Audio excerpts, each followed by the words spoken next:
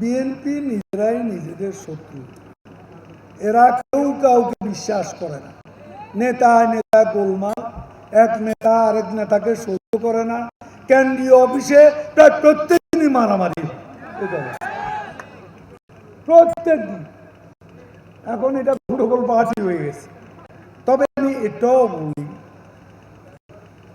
দল হিসাবে বিএনপি এখন যত এলোমেলো, নেতা নেতা সংশয় সন্দেহ থাক না কেন, যত দুর্বল হোক, তাদের সমর্থন কিন্তু দুর্বল নয়।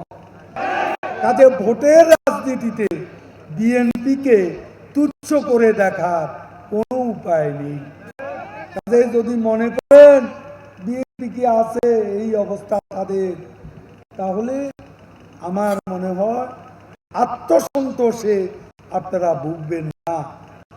আগামী ইলেকশনে তারা আসবে এবং আমাদের প্রধান প্রতিদ্বন্দ্বী তারাই হবে।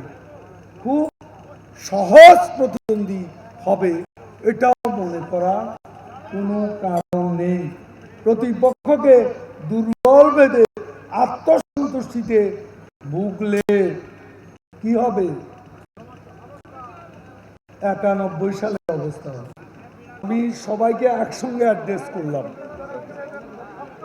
আমার এপিএস পার্সেন্টেজ খায়, আমার নাম বিক্রি করি। আমি কি ভালো মানুষ? আমার আত্মীয়রা মাইনরিটির বাড়ি দখল করে, আমি কি ভালো মানুষ? আমার আত্মীয়রা জোর করে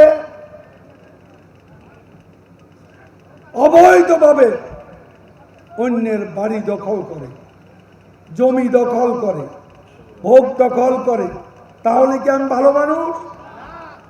কি বলে? আমি ভালো, আমার আত্মীয়রা অবৈধ ব্যবসা করে, আমি কি ভালো মানুষ? তো আমি অনেক ভালো মানুষের মুখোশ উন্মোচন করতে পারি। নিজে ভালো বলে দাবি করে, কাজে আমি আমাদের এমপি সাহেব, মন্ত্রী সাহেব, নেতৃবৃন্দ বলে চলবে না। আশপাশের লোক অপকর্ম করলে আপনি কেটে যাবেন, আপনি জনগণ থেকে বিচ্ছিন্ন হয়ে যাবেন। আর বেশি বাকি নেই। আগামী বছর ডিসেম্বরের মধ্যেই আমরা আশা করছি সংবিধান অনুযায়ী আগামী নির্বাচন অনুষ্ঠিত হবে। কাজেই আমরা সবাইকে অনুরোধ করব, প্রস্তুত হয়ে যান, সর্বাত্মক প্রস্তুতি নিন। দেখুন, আজকে আমরা ক্ষমতায় আছি,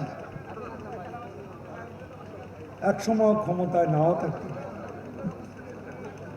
ক্ষমতা চিরদিন থাকে না,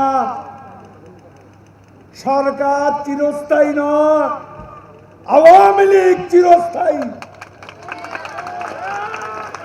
সরকারের মধ্যে দল হারাবে না, দলের মধ্যে সরকার হারাবে।